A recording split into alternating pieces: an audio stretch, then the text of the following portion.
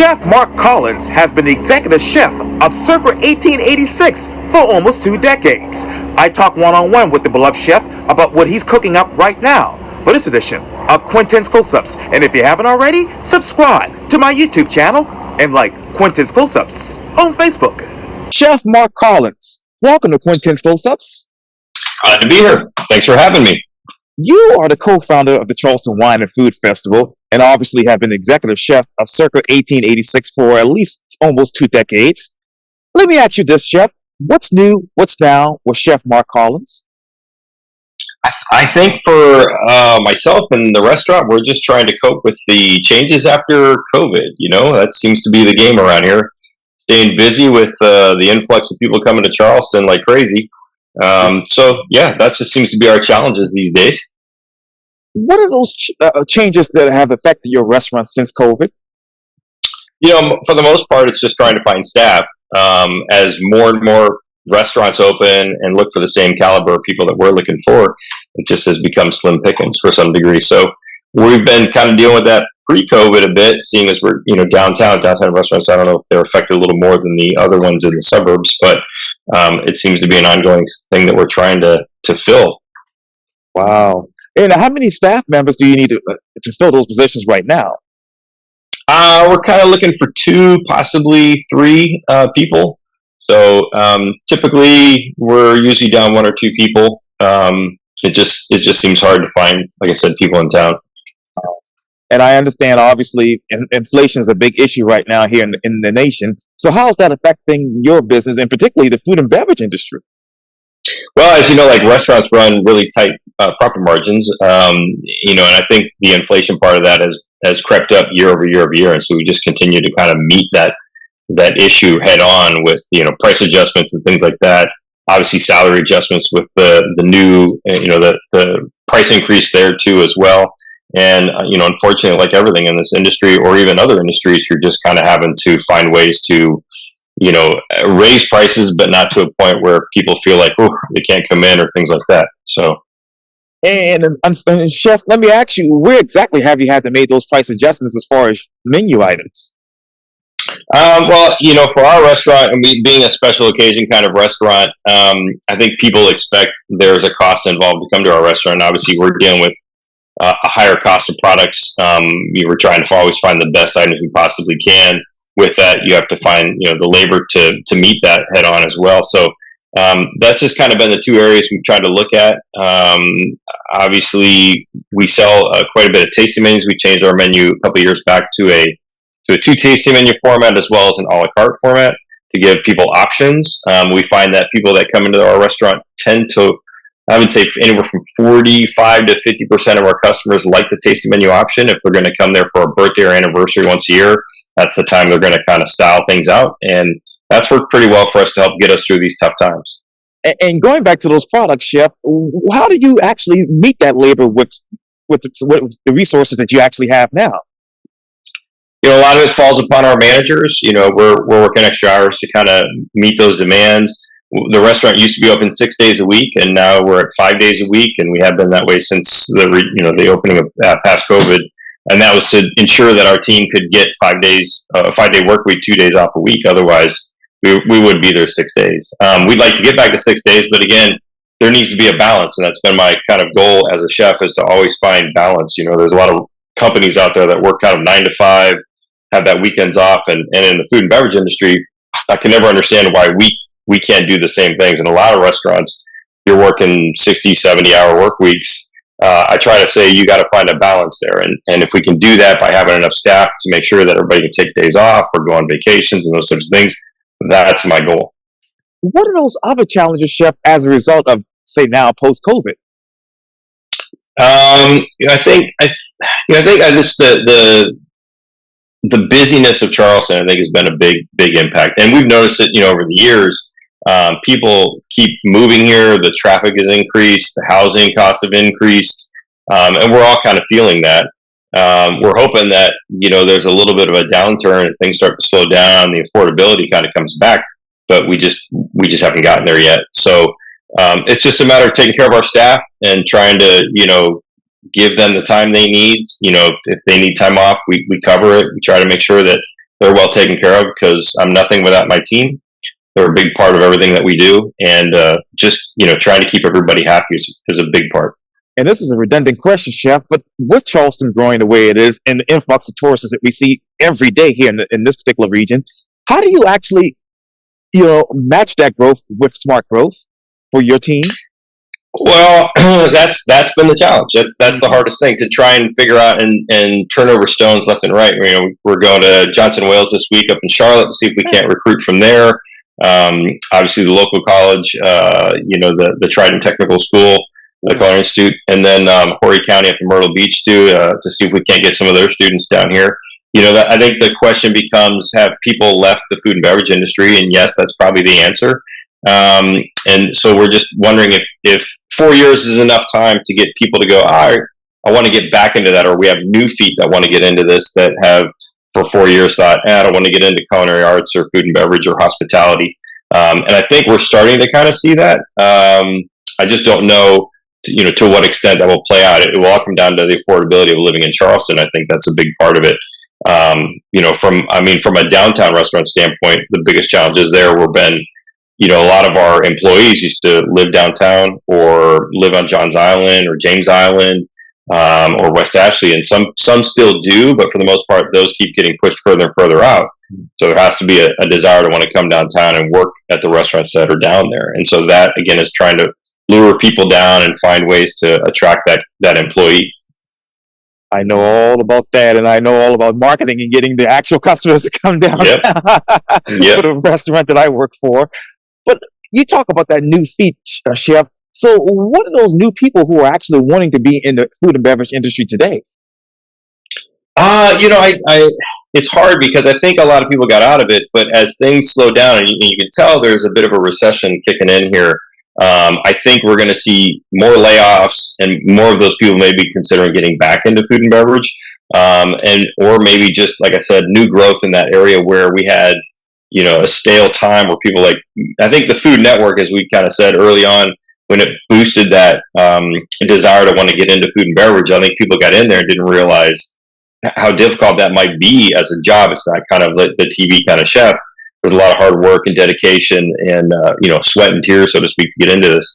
And I think maybe that sort of, those people that got out have left a vacancy. And I think we're now seeing people that have that passion again, that want to do that and are coming back into the fold. So my hope is that in the next, year to 4 years, we'll see kind of more growth in that area, but the flip side of that is we always think that from a restaurant standpoint, there could be a lot of restaurants that cannot weather the storm too, to some degree, and may close. And we've seen a little bit of that here in Charleston lately. I'm sure a lot of people have seen a couple of restaurants like Wild Wings closed and Harold's Cabin closed. I don't know if that was due to labor and things like that, but it's very real and at the forefront of all restaurant owners' minds. Luckily for Circa, we've been around for since 2000, so 24 years. And we've gotten to a point where, things are clicking really well for us, and we kind of understand what we're doing and understand our customer, and are hopefully going to weather that hardship, so to speak. Yeah, thank God for that. And let me ask you this, Chef. How do you actually, in today's food and beverage industry, how do you understand the customer? I think our customer, because again, going back to the Food Network and things like that, and because of social media, has really, I guess, become very educated on what good food is. And because of that, it makes us as, chefs in this industry want to push the envelope and do things that people can't do at home. So they continue to come out and have that experience. And so it just allows us to be more creative, which is great because I like that challenge. And to give people an experience that they're not going to get elsewhere. And that sort of, for me, has been refreshing and fun to do. And we continue to kind of evolve and change the menus, like I said, and kind of keep up with our customer a little bit. And again, I think our operation kind of gives people a romantic kind of place to kind of have a discussion and conversation. It's a little more quieter than some of the other restaurants out there. So I think we just offer that unique perspective that customers are looking for. What is good food today? Good food today, I think continues to be, quality first, finding the best products you can locally. And if you can't find some of those locally, trying to source them as best you can to get the products that you need. And obviously, we understand that farmers need to get paid decent wages, and their workers need to get paid decent wages just as much as the rest of us do. So, it's just being creative and finding the best possible products. What are products that you're using currently, Chef, that actually allows you to push that envelope? For us, it's been the like getting Wagyu from Australia. Yes. And trying to find the best seafood we possibly can off the coast here, if possible. Trying to find certain fowl from North Carolina or South Carolina, like quail from Manchester Farms and things like that. A lot of those companies, had a hard time finding employees too, and so we noticed, they might not have product and things like that. Luckily, I think that's rebounded some. And so getting our hands on those things has become more readily available. I think some of the shortages we dealt with the past couple of years have seemed to iron themselves out. So yeah, it's just a matter of kind of asking your purveyors, asking your salespeople that you work with, hey, what can we get? Where's the price on those things? How do you see that going at in the next month or so or two? Is there going to be shortages out there? And some of it's become a lot of planning to make sure that we can continue to have those menu items people are expecting. What trends, Chef, that you and your team are currently looking at? I guess I try to be more of a trendsetter than looking at what trends are out there. I try not to watch what's the new hot item. I think we just try to think of when we develop menus and write menus that we try to come up with something that we think is, I tell people in our style, it's kind of push people to the edge, but not push them over. So they have a familiarity with the dishes that they're eating, but there's also a little bit of like, you're going to have to take a little bit of a stretch and reach and try something a little outside your comfort zone. So we try to give those things a balance, and I've done that for years, and it seems to work very well for us. What particular menu item describes you? Ooh, good question. I tell people I get a lot of times people ask me what your favorite dish is, and for us as chefs, we work really hard on each dish. So it's kind of like saying, "Who's your favorite kid?" They're all great, and they all stand on their own, and that's kind of the thing for me too. Yes, sir. Wow, that's really amazing. Well, let me ask you this, Dan. Which one of those dishes that you've made so far actually resonates with the actual customer? Another good question. I think, we've had antelope on the menu for quite a while, and that's one of those dishes that I think you don't find in a lot of places. So I think, again, trying to find something that a guest might not have or haven't tried. So it'll be interesting. Yeah, I think that's kind of the take up for that. People seem to like those things. Again, you're going to come and try something you never tried before. I think our guests kind of fall into that mold. Wow. So in the times that we're living in currently, Chef, how do you actually write and develop a menu for that guest? Our team sits down, the managers and any of the cooks that want to get involved in that process, and we sort of come up with what proteins we'd like to do. And so a lot of that can be what's available right now, like what is the in-season type of thing, what sounds spring or summer-like. And then once we've figured that out, then it's kind of like, okay, is there a theme we want to go with that dish? Do we want to have a French theme or a low country theme or a English theme or a Caribbean theme? Or what kind of theme we're looking for that dish that kind of works within the scope of that menu? And then we'll write those dishes once those ideas come to mind and come up with flavors that we think go with that theme. And then we just sort of continue to evolve that into an actual dish with sauces and sides and things like that. What is the art of cooking? I think like a lot of artists that paint canvases. My father's an artist, so for me, growing up there was a very big creative side to things. Seeing like his artwork and his painting and how he had to have a balance of things. for us, it goes a step further than that. So they deal in that one medium. For us, we deal with flavors, textures, temperatures, colors on the plate, and flavors obviously there. So we're trying to find a good balance in all of those things. So I think it becomes very multi-layered. And so for me, I always tell my dad I'm not a starving artist because I get to eat every day. But it's just one of those things that we like to do. It's multi-layered and multi-sensory, and it's fun to create at that level. Speaking of creating, chef, let me ask you this. What simple flavors work with your cooking style today? I think for us, it's honoring the ingredients that we're using and keeping some of those things simplistic, so that their flavors just kind of come through. There are some dishes that are a little bit more complex, and I always tell people when you try our food, try to get a little bit of everything into one bite because that's where the magic really happens. If you're trying things, they should all taste good and taste well and be good on their own, but putting them together is kind of like the ultimate taste. What are you in the mood to taste next? Well, since spring is kind of here and summer, we can just feel it's like right around the corner. We're kind of looking at what dishes have that fall or winter kind of feel that need to come off the menu and be replaced with something that's lighter and fresher and maybe a little more seafood centric or things like that we like to eat here in the Low Country. Wow, that is amazing. Where do you see the Low Country cuisine heading next in your mind? I think the diversity of restaurants that are coming into the area has helped really start to push cuisine here in Charleston. I think for a long time, foodies and chefs alike have wanted to see more ethnic foods here. And I think we're starting to see more and more of that, which is great. I think if we can continue that trend, it gives everybody a great place to go eat and try some different tastes. And hopefully that continues to impact the cuisine in Charleston. Where do you see food in general heading next in the next 5 to 10 years?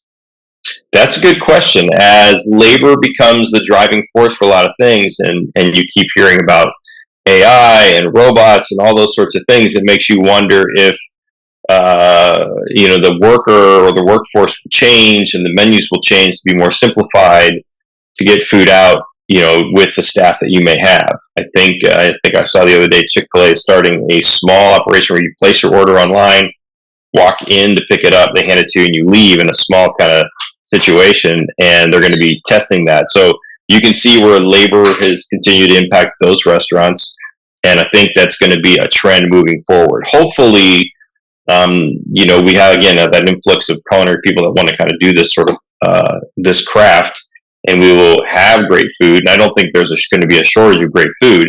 I just think how we get that food to the plate will change slightly. When did this, meaning cooking, became a craft for you? Oh, let's see.